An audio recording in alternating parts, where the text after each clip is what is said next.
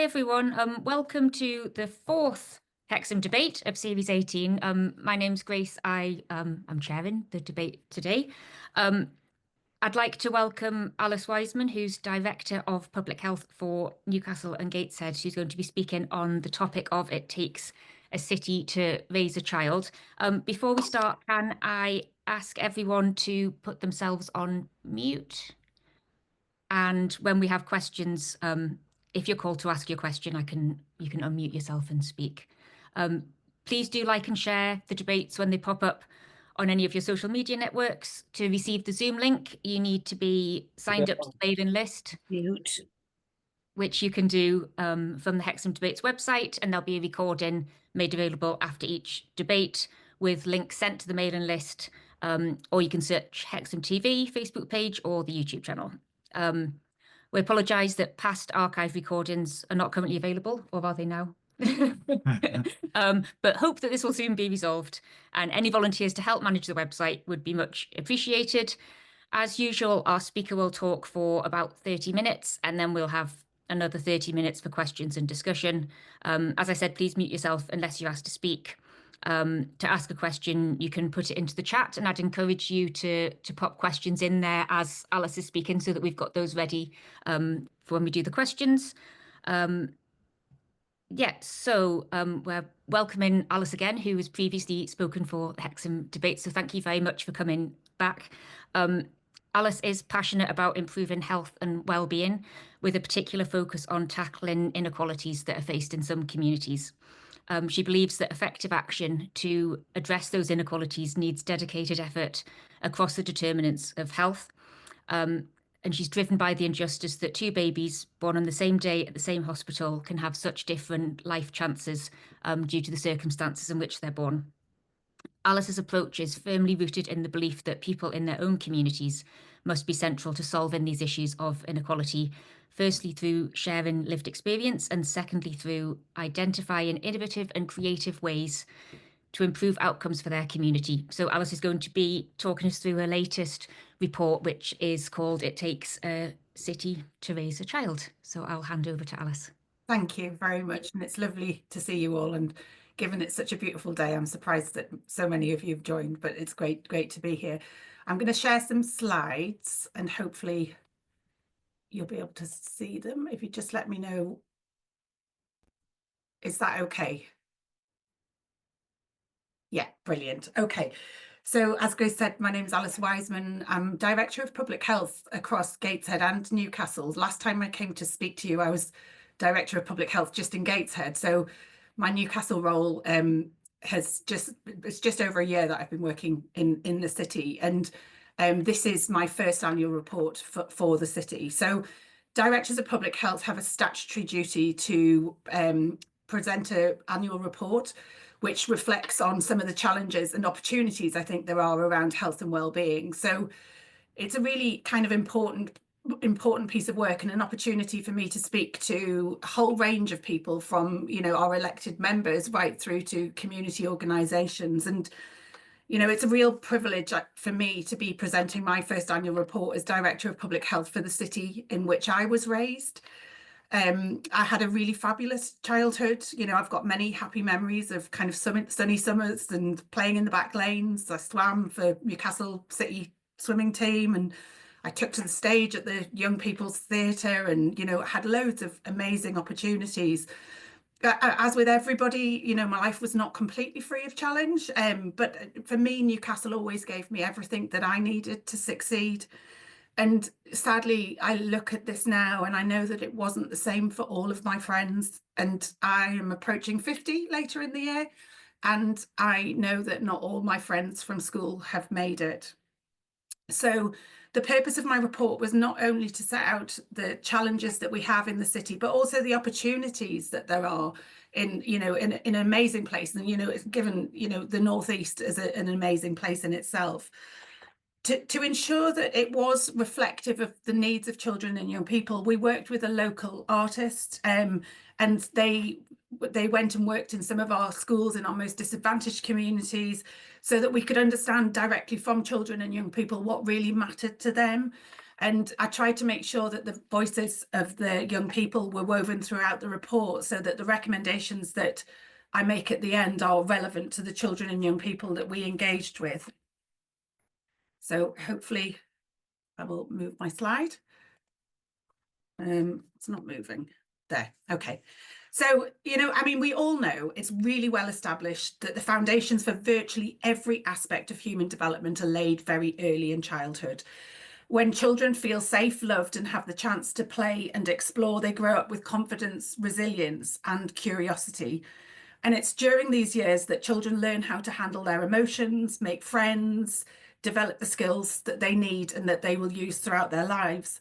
So when children are happy and healthy, they're set up to tackle life's challenges head on, make positive choices, and ultimately lead fulfilling lives.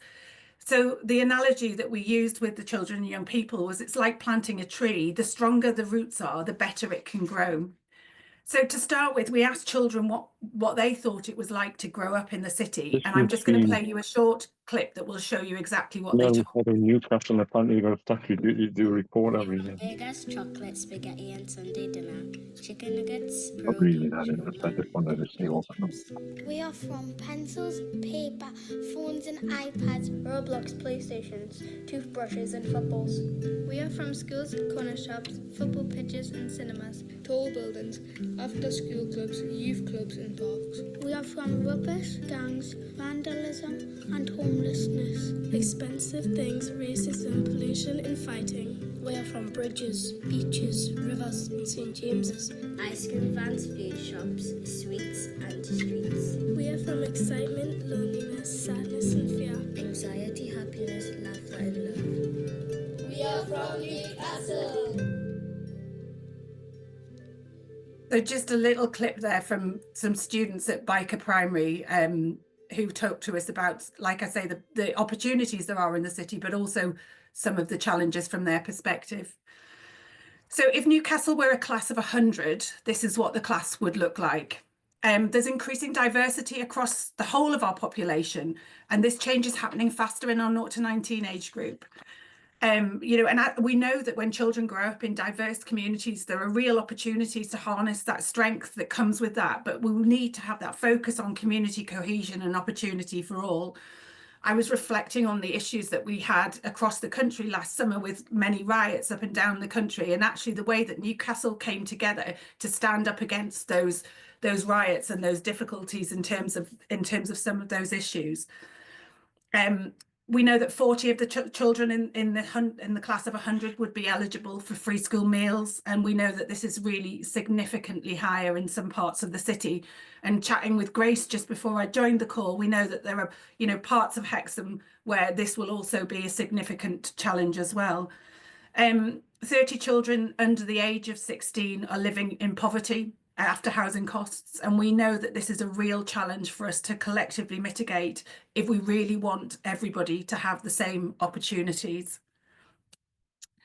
So this slide tells our story of inequalities, and as Grace said when she introduced me, I find it completely unacceptable that 2 babies born today in Newcastle can have as much as a 12-year difference in life expectancy due entirely to the circumstances into which they're born.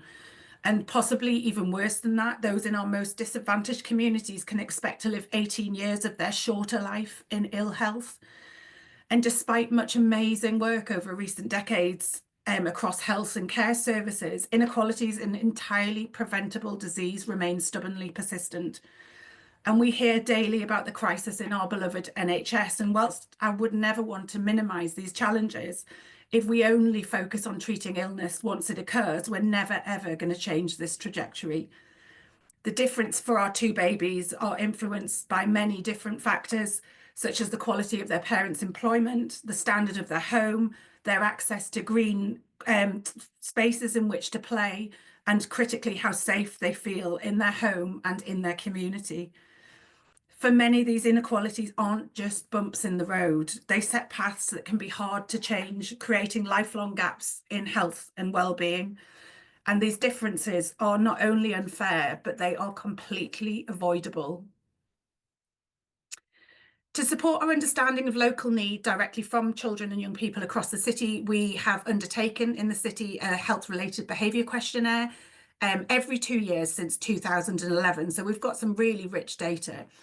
In 2024, we surveyed just under 6,000 children and young people from 55 schools across the city.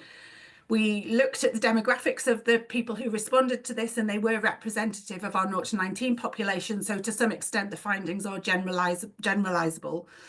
And thankfully, you know, what we found was the significant majority of children in our city are healthy and well.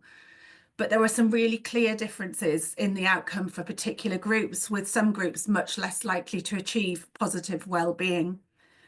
And some of the key changes that we saw in the most recent survey highlighted on the screen that you've got in front of you there.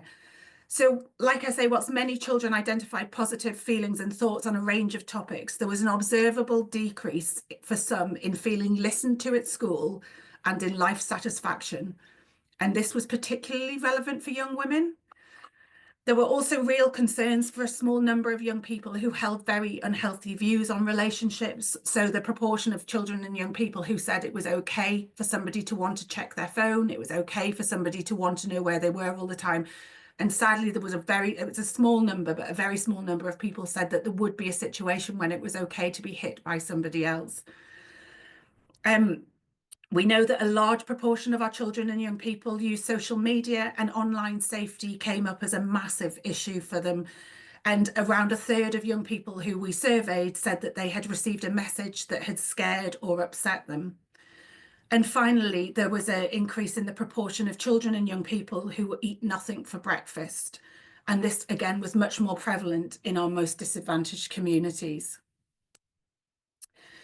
So, I mean, we all know that learning how to cope with adversity is an important part of healthy child development. It supports a young person to know how to cope with life's inevitable ups and downs. But exposure to some adversities, such as abuse, neglect, and other family challenges, can have a really lasting impact if timely support's not provided. And these issues generally do not exist in isolation. There's a growing evidence that poverty plays a powerful role in amplifying and intensifying the clustering of these inequalities. Trauma is one response to this adversity, which may have a lasting negative effect on a person's physical or mental health and well-being. And we know that the more adversities a child experiences, the more likely they are to suffer from things like heart disease, diabetes, poor academic achievement, and issues with substances in later life. But we also know that resilience is possible with the right support in the right place and at the right time. In Newcastle, 4 in 10 of our 0 to 19 children and young people were living in poverty after housing costs in 21-22, the most recent data that we had at the time. And this was higher than the North East average and higher than the England average. In the UK, 71% of children living in poverty are in a household where at least one adult works. In work poor has increased by 6 percentage points in the most recent years. And again, the increase has not been felt equally across the whole of the population, with children from minority ethnic communities and children in larger families much more likely to be in a working household that's experiencing poverty. So some really significant challenges there. But my argument with this report is it doesn't actually have to be like this. So Michael Marmot is an academic who's worked for over 40 years in inequalities, both within the UK and internationally. He wrote a report in 2010, and he followed up that report in 2020, which set out the evidence base that we know can change this. And in advance of the work that we're doing now across Newcastle to become what's called a Marmot City, I structured my report around the 8 themes that you see on the slide in front of you, which were the evidence-based areas of work, areas of focus that we need to take action on. And for each of those, so my report's available online, is I set out why this was important for children and young people, what our local data was telling us, and most importantly, as I've said, what our children and young people were telling us. So I don't have time to pick out all of the key points now, but I'm just going to touch on a few key points for you. So in a creative session, children and young people were first asked to think about what a plant needed to grow well. They were then asked the same question, but this time to think about what they needed to grow well. And their message was really simple. To grow well, they wanted supportive relationships, access to good food, clean water, a safe home, and education and the opportunities to have fun things to do. I think as adults, there's often a tendency to overcomplicate the things that are needed, but they told us that it's the really simple things that count. And I think that we all have a role to play in that. We also asked them to create an image of their dream future. And again, the city's children and young people showed us that they have really big but very achievable dreams for their future, including getting a job that they love, securing a safe, warm home, building a family, and having friendships. And currently we know that the achievement of these dreams will be more straightforward for some than for others. So young people across the city and young people across the North East need the right support to understand that many futures are possible. Young people also told us that they really cared about the community that they were growing up in. For many, being from Newcastle was a massive part of their identity. And for some children and young people, safety was a real concern. And we can see from some of the artwork that was produced that some of the children in the city are very, very familiar with the language and imagery depicting serious violence, including knife crime and gangs. This does have an impact on how they live their lives, including access to play opportunities in parks and public spaces. We were also really concerned to see the role that big brands play in shaping the identity of our children and young people. Children and young people were much more able to talk about some of the big brands that we've got, which I'm sure you would, thinking about those things that are around us, but they were much less confident to talk about what nature meant to them. So thinking about the role of big brands in shaping those decisions and the way that young people see themselves, I think is something really critical. So in terms of the recommendations that came out of my report, like I say, we are in the process of working with Sir Michael Marmot to become what's called a Marmot City. There are other places in the country that have done this work and have demonstrated a real impact on starting to close the inequality gap in things like educational achievement, for example. We know that being a critical driver of health and well-being. So my recommendations were that we need to really commit to listening to children and young people and make sure that their voices are heard. And we need to work really, really hard to make sure that we're hearing from those who are less often heard, so those seldom heard groups. And this is really important as we work towards embedding what we've called in the city a health in all policies approach. So every decision that's made by the council, how can we ensure that we are considering the health impact and whether they're positive or negative? Can we maximise the positive impacts and can we minimise or mitigate the negative impacts? So this is really important, as we work towards becoming that Marmot City. We need to make sure that our core offer is right. And sadly, we don't have the resources to do the same and everything for everybody. We know that universal services, are the best way to provide services because they're less stigmatizing, but we need to make sure that those services are able to target sufficiently to need. So it can't be the same for everybody. And we need to make sure that our resources across the city are targeting our areas of disadvantage. I really, really think we need to take action on what we're calling the commercial determinants of health. As I've said throughout the work, we've seen the significant and pervasive influence of big brands, but there is action that we can take at a local level, which will protect children from the harm that's caused by this influence. This will take bravery. We know that big brands are very good at pushing back and tackling us, especially at a local authority level. But we need to make sure that we have a real focus on protecting people and protecting health ahead of profit for big organisations. We need to make sure the voices of our children and young people help shape our next local plan. The local plan is a requirement where we look at actually what are the development opportunities across the city over the next decade. And we need to make sure that children and young people are shaping this to make sure that we are developing healthy, safe and equitable communities. And finally, we did hear how amazing it is to grow up in Newcastle. And as somebody who grew up there myself, I can certainly attest to that. So my call was really to everybody who has responsibility for anything in the city to consider how fair access is currently, so that all of our children and young people have the opportunities to grow up and to experience all of the amazing things that the city provides.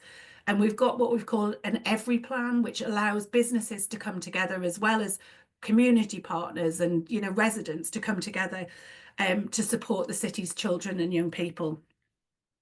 You know, we asked our children and young people what would their call to action be if they had a call to action for us. And, you know, this is the slide that shows the things that came back from it, and you can see that.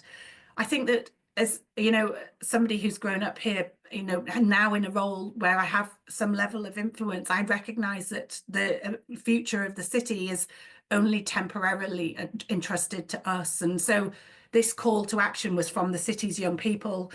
And my challenge to the elected members in the city was, as the current custodians, it was really vital that the decisions that we'll make to shape the city are driven by a clear vision, one that focuses on improving the lives of everybody across the city, whilst actively reducing the persistent and unjust inequalities that many still endure. The interesting thing is, inequalities are bad for everybody, regardless of your position in society.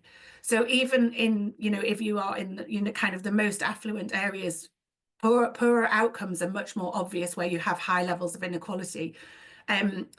There's a really interesting book called The Inner Level, which looks at the psychology of inequalities, and it talks about the fact that in countries where you've got higher levels of inequality, if you think about places like South Africa, where people really have to kind of fight to have their needs met, there's limited reciprocity, there's limited community cohesion, and people literally have to have, you know, kind of barbed wire around their houses and, you know, guns to be able to protect themselves.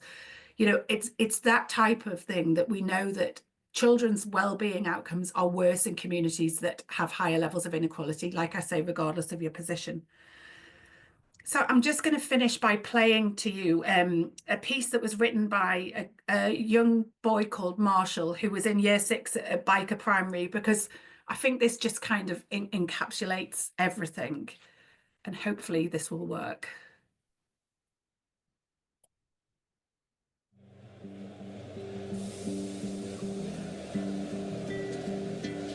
A city that is loud, a city that is proud, a city with a story that is brimful in glory, the bridges, the buildings, the nature, the time, our St. James's Park at night time when it shines. Newcastle is a place with many opportunities for the biker kids and walker kids in all of their communities. We try to help each other out, we try to stick together, we try our best to keep happy even in the dreary weather.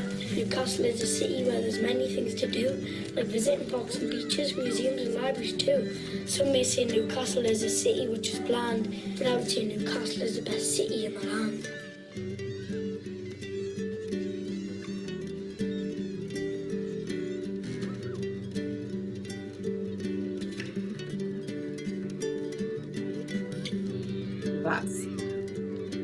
That's the artist who helped us work with children and young people. So I'll stop sharing my slide now, and I'm happy to answer any questions.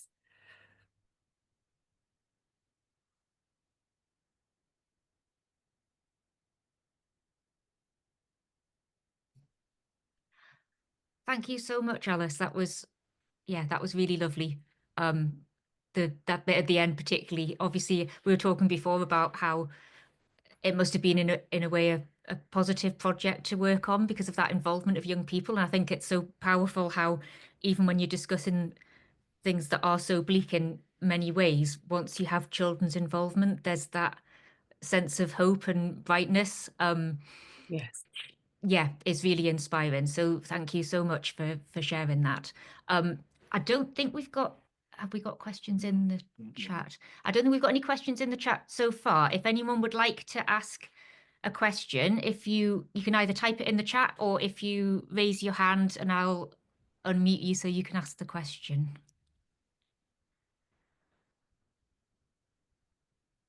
Oh, right. Okay.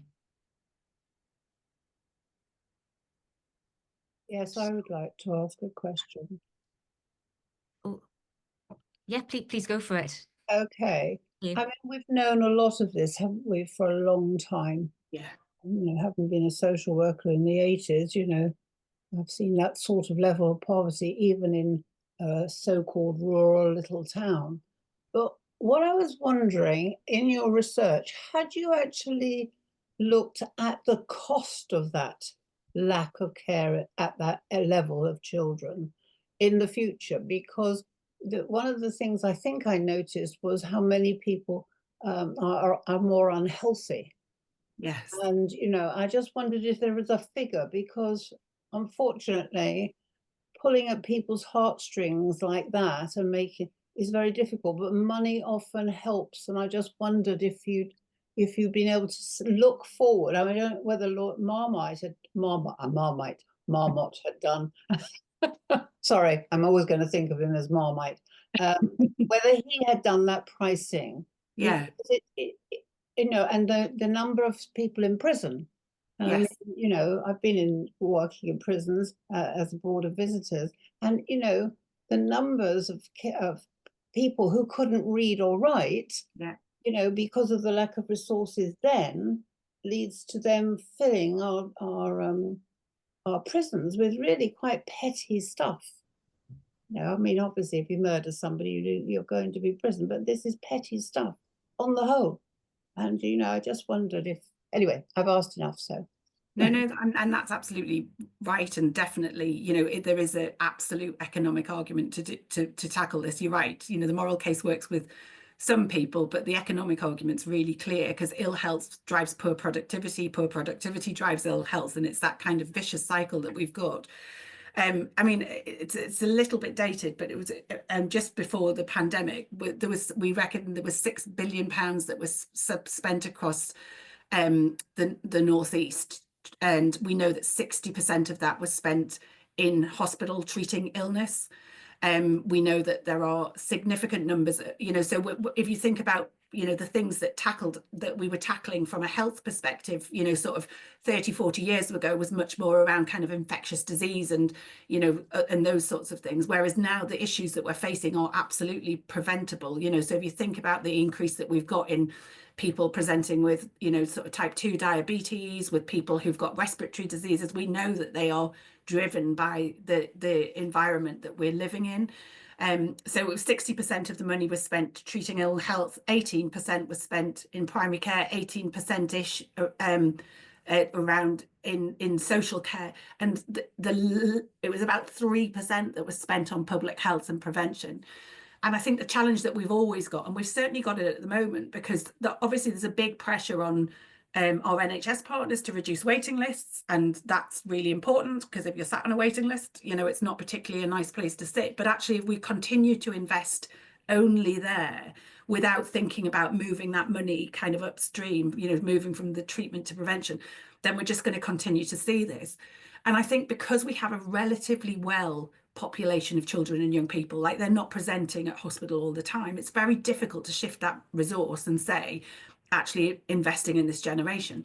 And you mentioned the 80s, and I mean, I was a teenager in the 80s, and actually there's some really strong evidence that shows that children who grew up in the 80s, where that was the last time that there was the kind of significant levels of like kind of disadvantage and challenge, you can track that cohort through in terms of some of the poor outcomes. So there was a spike of drug-related deaths of people in their 20s during the 90s, of people in their 30s during the sort of 2000 to 2010, of people in their 40s, sort of, and so you can track those poor outcomes based on those, the young people and where they grew up now. So my argument with this report is, if you think about a child who turns 18 next year, they were probably born 2008, middle of a global financial crisis, followed by more than a decade of austerity, welfare reform, which has absolutely hit our poorest families hardest, the COVID-19 pandemic, where children and young people made massive sacrifices. They weren't at high risk in terms of the virus in the main, which was good, but they made massive sacrifices to protect people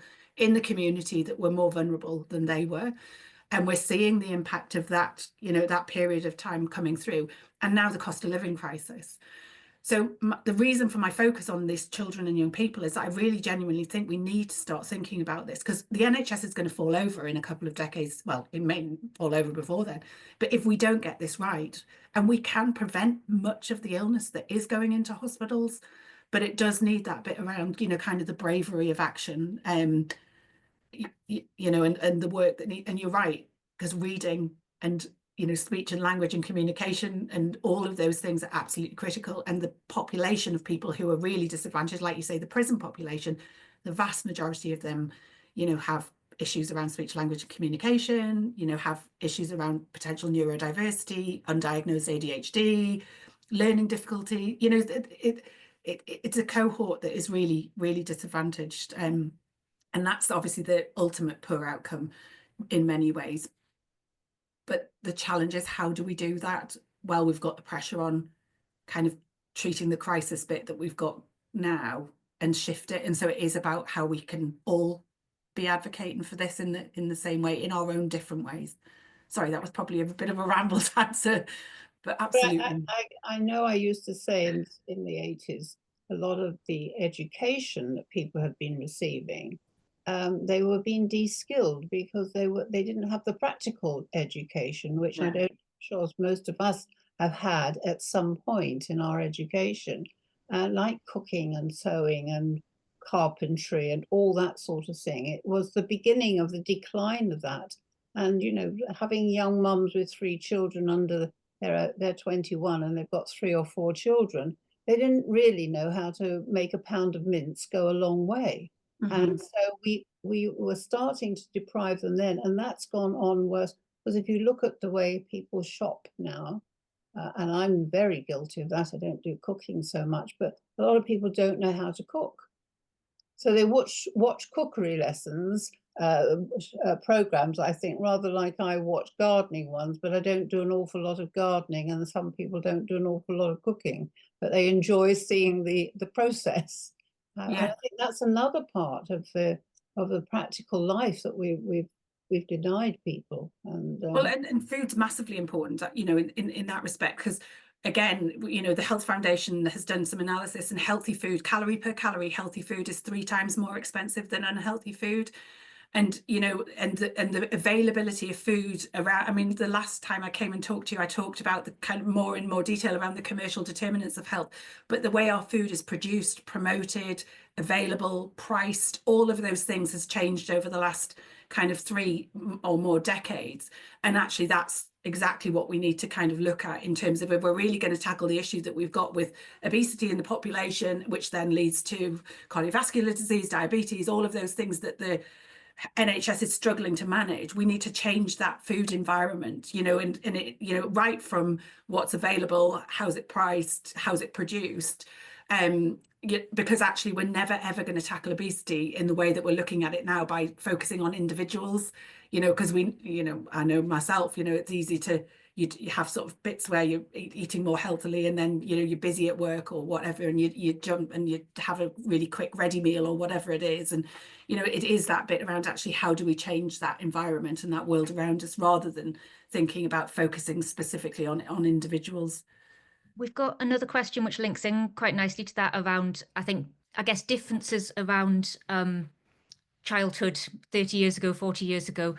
So David has asked, he wants to ask about the role of architecture and planning. He remembers when he was young, playing in the local road on my bike and meeting neighbours, parents confident that I was safe.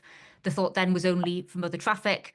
And he said, I don't see young preteen children playing in local, sorry, I've just lost that on my screen, in Hexham streets and roads to the same extent. Is it a fear of grooming gangs, drugs that inhibits this, or is it the structure of our towns and cities that doesn't help? And are we isolating our children from being able to mix, socialise and learn to relate to different people? That's a really, really good question. And I think it's a mix of all of those things. I think that planning and architecture absolutely has a massive role to play in creating health and well-being. And, you know, certainly in the development of the local plan, for example, in Newcastle, we've got a health criteria. So anybody who's looking to do a development in the city, and when we're thinking about improving and developing that even further, they have to consider how health is impacted. So have they got spaces where people can just connect? Have they got spaces where people can walk and cycle rather than, you know, jumping in the car? And, you know, I think there's a housing estate in Gateshead called Dunstan Estates. You might know it. And actually that was developed and designed exactly around creating a place where people could, you know, live, but also in a community, and they had connecting spaces in that community. And there's been research and evaluation which has demonstrated the positive impact that that has on, you know, community cohesion. And, you know, they've got a cafe in the area which is ran by the people in the area, and everybody kind of meets and connects there. We know also that green space is really important for children and young people. So actually, we know that children who grow up with access to green, like good quality green space where they can play, have reduced levels of mental health illness right through the whole spectrum. So not just sort of low level anxiety, depression, but right through to things like psychosis and the like, you know. So having that, you know, opportunity to be able to play is really important. I think some of the challenges that we've got are around, you know, people, you know, being fearful, being out. They're also around how children and young people are viewed. You know, we often view children as young people as problematic, you know, sort of, and they, you know, might be noisy and, you know, doing whatever, but, you know, recognizing that that is an important part of play. And the other thing that I think is a real challenge, and the young people talk to us about, is the impact of social media, you know, and actually changing the way that children and young people connect. And, you know, for me, I just think there's nothing can beat a face-to-face connection with somebody, you know, than, you know, kind of this online world, which, as you heard earlier on, 1/3 of young people have received messages or content that's, you know, upset or hurt them. And I do think that there's more we need to do to think about, actually, again, how do we protect children and young people so that they are able to have the same sort of childhood that we had. I was chatting to Grace before I came on. My sister works for an organisation called New Writing North, and they did a performance this week at the Northern Stage with young people from Newbiggin Hall Estate had helped to write this play, and it was about the impact of social media in their lives, but actually the fact that they all want to get out, you know, and we know that the pandemic kind of isolated them and shut them off. And there's, you know, I think there's much more we need to do in terms of encouraging young people to be out and be, you know, in spaces and meeting people. And again, we can all do that with our own families. And, you know, Grace was talking about a project that she works in Hexham, you know, which is looking to try and do that as well. So there's lots of opportunities, but, you know, definitely the way we design our spaces, I think, is absolutely critical in terms of health and well-being. And people often don't think of that. You know, they think of health as the NHS, whereas actually the way we live our lives, our homes, our communities are the things that create our health and well-being or enable us to have it. Thank you. I'm going to link a few questions together because they're kind of on a similar theme. So Andy has asked, is it all about money and resources, or is it also attitude, approach and politics? And then Caroline has said, I'm sorry, I've got too many windows, that she resigned from the Labour Party this week precisely because they seem not to be focusing on inequalities. Who can we turn to politically? Who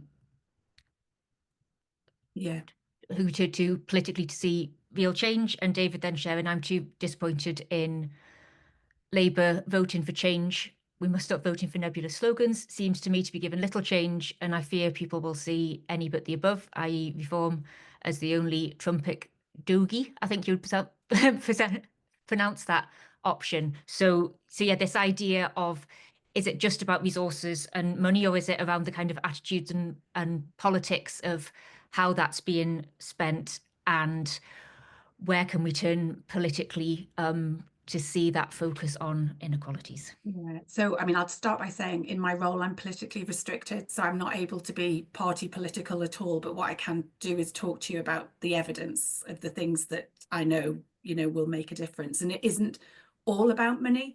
It is about attitude, and it is about the choices that are made in terms of the way that we organise our services and the way that we organise our communities, you know, and they are the things that are really critical in terms of tackling inequalities. I mean, I've already spoken about the fact that inequalities are bad for everybody. So lower levels of child well-being in areas where there's greater levels of inequality, regardless of where you sit on that. So there is something about how do we get people to understand that actually tackling inequalities is something that's really beneficial for everybody. It creates a much nicer society and a much nicer place to live. I think that the politics, not party political, but is really challenging at the moment, not just in the UK, but if you think about the stuff that's going on internationally. And again, I worry about that, children growing up in a world that feels very divided at the moment.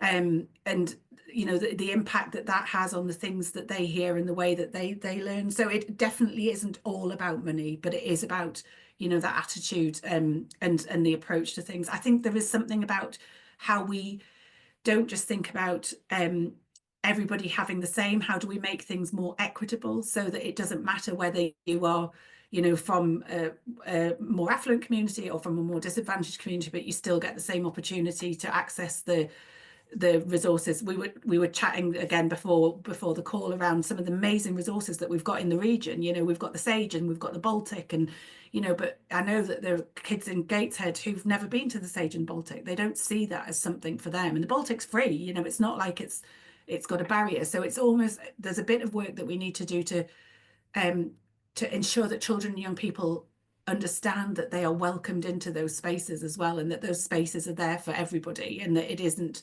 you know, just for those people who can afford it. I remember doing a piece of research with families who lived on the Old Fold Nest estate, which is opposite Gateshead International Stadium. And the families there didn't know what was in the stadium. They thought there was a swimming pool there. They lived 200 metres from the stadium and they'd never been there because they said it wasn't for them.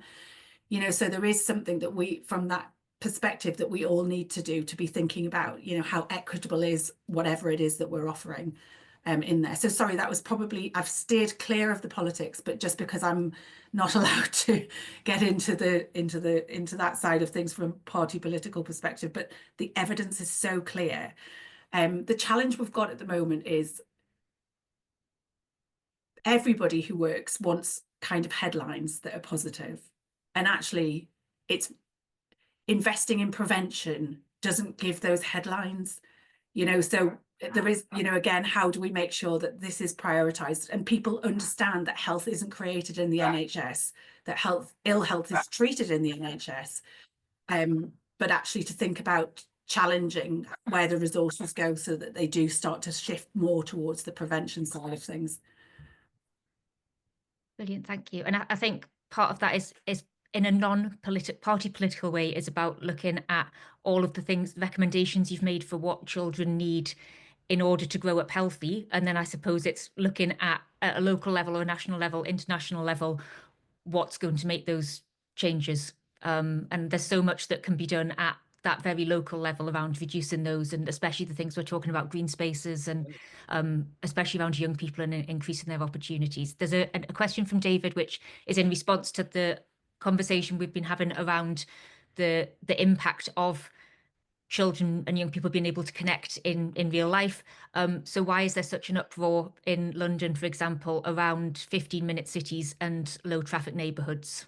Yeah, and I think, again, I think this is a real challenge, and it's something that is faced by elected members, you know, up and down the country, you know, that's why I was talking earlier on about bravery to do some of this work, because actually some of the work is, you know, is viewed as not necessarily acceptable by the wide, and you do have to have community engagement in it. You know, you do have to have the majority of people in a community wanting something. But there is that whole bit around, actually, we only ever hear from those people who are really confident and able to shout.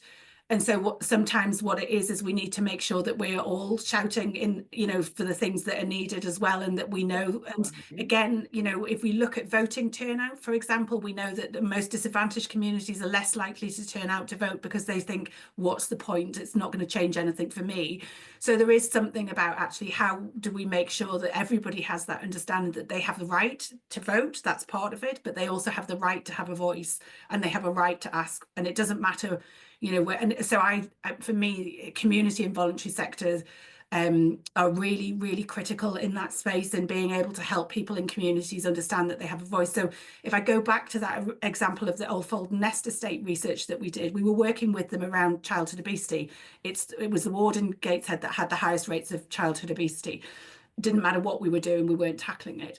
So when we worked with them and we embedded a researcher there for a year as like kind of a test and learn, if you like, hand it over to the community. Amazing project in the community, Edbert's House, that was working directly with residents on the estate. And actually what we unpicked was there was more concern around kind of whether they could afford to feed their kids and what they were feeding them. So poverty was the massive issue. And then linked to that, actually, how do we enable people and support them back into good jobs? Because we saw some real shifts in a family where dad had managed to access a good job, and all of a sudden they were sitting down together and eating dinner around the table because there was a focus of that. But also they then said to us, but we worried about our kids walking to school because there's too many cars parked around the school. And because the community project had worked with them, they then contacted the council and said, we want you to come and monitor what's going on around our school, because actually, this isn't okay. And so then the planning colleagues were involved in, trying to make the school like a safer place with like, sort of less, sort of cars coming in, and so that more of the kids could then walk to school. So for me it is, and sorry, because I'm looking at Faith's question as well, for me it's that, from the Newcastle Marmot City work, it is that bit around how do we support our community voluntary sector services that are working in some of our most disadvantaged communities to make sure those communities realise that they have a right to ask for what they need as well, and actually make sure that we've got that link up with the council so that we are listening to what they're saying as well, and making whatever the changes are, whether they be around parking around a school or whether it's around, a park that has lots of fly tipping and we need to resolve that as an issue, whatever they are, they're the things that we need to do. So it is that, it has to be the whole city. Public health is art and science of improving and protecting the health of the population through the organised efforts of society. And that's the bit that we need to do, is that organised efforts of everybody, working in the same direction. Brilliant. I'll come to Jim. I'll come to you after Faith's question, which is on the chat. So as you said, Alice, Faith has said, thank you, Alice, fascinating presentation. I was at the launch of working towards making Newcastle a Marmot city. Do you have some concrete examples of what you hope will be done differently in Newcastle Council and beyond? So that was one of the examples you gave there of working with a community group to investigate what the issues behind the surface issues were. Do you have any other examples of what your hopes are for Newcastle? Yeah, so I think that I think that it will be about doing different things in different places. It's about really drilling down into neighbourhoods and understanding what the issues are in the neighbourhoods. We've got all of the data and the statistics, and working with Sir Michael Marmot, and his team, they're going to come and help us do, some of that work. But I think that we need to match that with the kind of qualitative perspective of what matters to people in their communities. So, for example, looking at the Jubilee estate, we were looking at all of the detail on the Jubilee estate in the West End of Newcastle the other day, and it's a really diverse community. And, we went, as a council, we went to the mosque during the Eid celebrations, to kind of try and make sure that we are understanding what the needs are of that part of our community. It was a fantastic experience, but actually just making sure that we are targeting our resources based on where the needs are, but that we're also using really robust kind of evaluation to understand the impact that has and the changes that are made. And also, again, from the Marmot perspective, it's trying to get people to understand that health is not created in the NHS. So I'm labouring this point today, but health is created in communities, in homes, in families.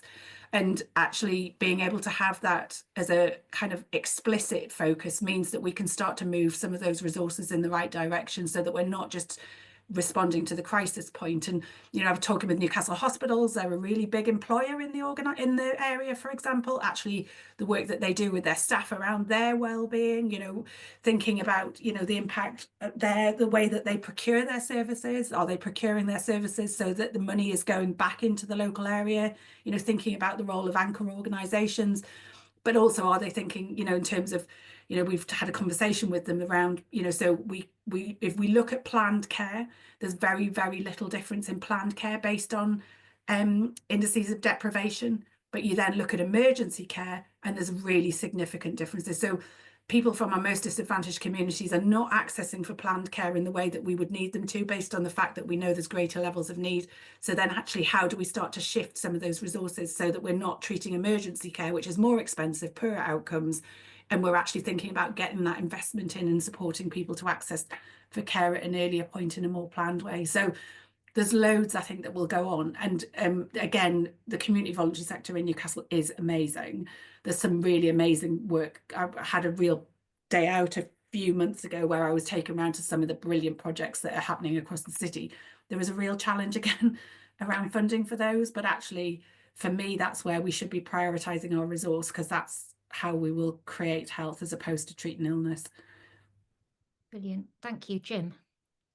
It's just to share something and ask a question related to that. It's just to say that Northumberland County Council is also a Marmot authority. Yes. And Michael Marmot attended 2 years ago the launch of that area. And in a sense, the life expectancy aspect in terms of some areas of Northumberland is actually greater than Newcastle.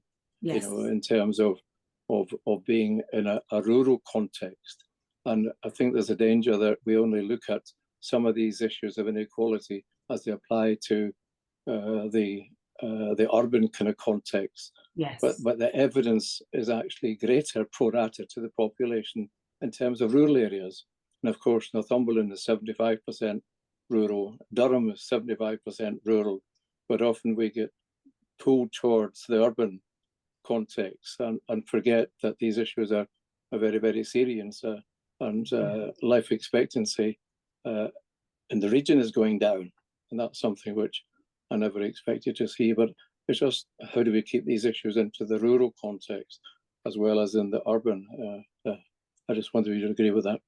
Yeah, no, absolutely. I mean, I live in Northumberland myself, so I live in Blythe in Northumberland, and so some of the big issues that you've got are around the transport and transport links. So you might have opportunities that are available, but people can't afford to get to them. And I was chatting again with Grace before I came on. So Gateshead's actually quite significantly got a rural population as well. And if you look at Chopwell as an example of that, there's lots of affluence, but if you drill right down into kind of lower super output areas, you can see some really significant challenges in terms of inequalities. And so that's the important bit of work, is that you don't look at it across the board, that you actually make sure you are drilling down into really small neighbourhoods and communities to make sure that you're understanding the needs there. Rural areas are the added issue is that bit around isolation, and and we know that so if people are feeling isolated, we know that it can be as harmful as smoking. I think it was the evidence was shown 5 cigarettes a day, so that again, and it's harder in many ways to be able to provide services in a way that meets the needs of a rural population, because it is so diverse. It costs more, for example, if you're going to have lots of satellite services for different things across the patch. So some real significant challenges that are linked to rural deprivation as well. And certainly Chris Whitty, the Chief Medical Officer, has done a piece of work where he's looked at the health in cities this year, but previous to that he looked at the health of rural populations as well, as making sure that there's a focus there. It's different in different places, and that's why the kind of one size fits all doesn't work. And I work closely with Jill O'Neill, who's the Director of Public Health in Northumberland, so we try as best as possible to share what works and to also share good practice and work together, because we are the Northeast as well as being sort of single local authority areas. And I guess the other advantage that we've got now is around the mayoral combined authority, and what can we collectively do as the LA7, Local Authority 7, together, to make sure that the Northeast does have a view. And I think you're right around life expectancy. Sir Michael Marmot's report in 2020 showed that life expectancy had stalled for the first time in 100 years. So increases in life expectancy. And actually what we were seeing was it was reducing in some parts of the country, particularly the Northeast, and particularly for women. So I think that all of those things are, actually how do we come together as a region and make sure that the diversity, which is a strength of our region, is recognised, and that we're able to do different things in different places. I mean, there's lots of beautiful things in Northumberland as well. But I'm sure you're aware that housing, is a problem in the rural areas, and I suppose for some of us an issue is for those in urban areas, is it okay to own 2 homes? Yeah. is a question in relation to inequality, and in a sense, people buying a second home for their own part, is certainly quite challenging to those who live locally in rural areas and can't afford housing. Yeah, that's definitely a significant issue and a significant challenge, and something that that I know that the councils are working hard on in terms of how do we make sure that housing is affordable, but also that it's good quality, and that when local people are not being priced out. I think there's other parts of the country that have taken action on this, in terms of like charging quite a lot more in various different, sort of council tax or what have you for a second property, because then that allows the councils to then reinvest that back into the local communities. I'm not entirely sure what in Northumberland whether there's anything like that being considered, but there are examples of where that has worked. But yeah, pricing local people out of housing is a real challenge. Thank you. Down to about 4 minutes, so I'm going to try and squeeze in. There's 2 questions that are still in the chat. I'm going to go to Faith for a second, but I'm going to ask it first because it kind of feeds into what we've already been talking about. And then the next question is one about what you were talking about with mobile phones and social media and young people. So Faith's question was around how your excellent work will feed into Mayor Kim McGuinness's priority to tackle child poverty across the North East Combined Authority. And then we've got a question from Andy around, no doubt you watched the Netflix programme Adolescence, and what are your views on the issues it raised? So actually not just about technology, but also around the broader issues, which I think you mentioned around, I guess, gender-based violence attitudes. So yes, if you'd like to summarize both of those in the next 4 minutes. Yeah, I'll give it a go. So, I mean, we're working closely with the Combined Authority.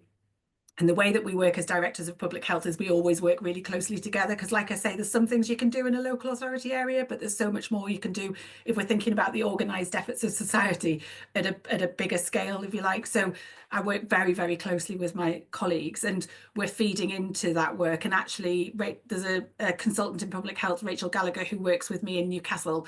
And the way that we try to organise ourselves as DPHs is we identify areas where we'll be the lead person to feed into that work. So Rachel Gallagher is our lead person feeding into the child poverty work stream. She's also our lead for children and young people in Newcastle, and instrumental in writing the report that I've shared with you today. So, absolutely sitting round the table and trying to influence the things that we can influence at a local authority level, or at a combined authority level. There is also the role of advocacy, in terms of actually how are we advocating, how are we supporting our local politicians of whatever political persuasion to be able to advocate, for some of the challenges that we've got in the North East in terms of the inequalities and the fact that that is largely driven by poverty. Within that, and I know that Kim's very focused on kind of skills and employment and good employment, and trying to make sure that working into schools, so that children and young people have that opportunity to see that many futures are possible, because we can mitigate poverty by providing support for people now in terms of, whether it's access to food or whatever it is, but actually it's the whole bit around actually how do we make sure that we are focused on creating the environment which enables people to thrive. And so then that goes back to the sort of broader bits of work around like knowledge, skills, education, all of those things. So that was probably a really quick run at it, but we are working, we've got meetings coming up where we're trying to say these are the things that we think are most important, and from a public health perspective we think support for families is really important, support for parenting, support for families, so making sure that that's kind of high on the agenda. And then I watched Adolescence, and I think the issue that around misogyny, absolutely came out of that, and came out of our health-related behaviour questionnaire as well. So in terms of the numbers of young women who were saying that it would be acceptable to be hit by a partner at some point. I mean, it was low numbers. It was kind of like sort of in the single figures percentage-wise, but still really significant. And that is a significant change we've seen from the previous 2 years. And I think that's one of the things that we actually had a conversation about this at our Health and Wellbeing Board in Newcastle a couple of weeks ago. And the leader of Newcastle is writing nationally, because that's where we need kind of the national action to protect children and young people on, who are on social media and online.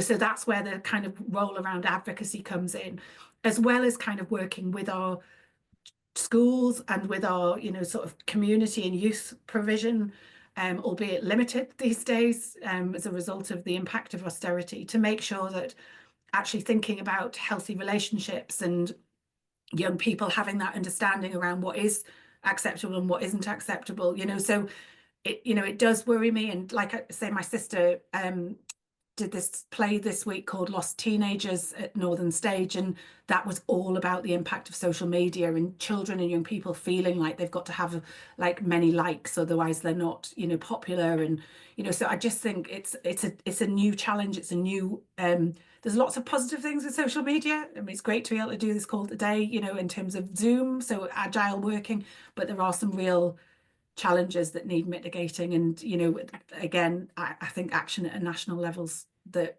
like one of the key ways forward on that. Brilliant, thank you. Thank you so much for all of those questions, everyone, and for answering those, Alice. And I feel like there's so many more questions people could ask and conversations we could have. So we'll have to have you back again. You're going to have to come back for a third time. I'm very pleased to. Thank you very much, everyone. Just in terms of closing up, just to remind you that you will be able to access this through the mailing list. Is that where the recordings are going to be? It'll be on Hexham Debates. It'll be on Hexham Debates. Social media. Brilliant. And also that we will be meeting again on Saturday the 10th of May, and we'll be joined by Emma Pearson, who's an asylum and immigration caseworker at Justice First, which I'm sure will have interesting links with this as well, that a lot of the issues around inequalities are particularly experienced by those who've come to the country seeking asylum. So that'll be a really interesting talk. Thank you very much, everyone, and enjoy the sunshine. Thank you.